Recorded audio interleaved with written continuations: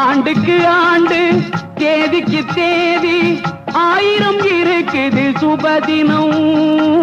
அடுத்தவர் நலத்தை நினைப்பவர் தமக்கு ஆயுள் முழுவதும் சுபதினம். ஆண்டுக்கு ஆண்டு தேதிக்கு தேதி 1000 இருக்குது சுபதினம். அடுத்தவர் நலத்தை நினைப்பவர் தமக்கு ஆயுள் முழுவதும் சுபதினம்.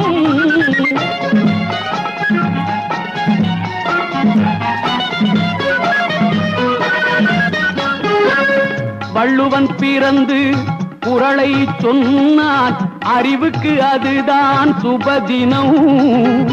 வள்ளுவன் பிறந்து குறளை சொன்னான், அறிவுக்கு அதுதான் சுபதினம்.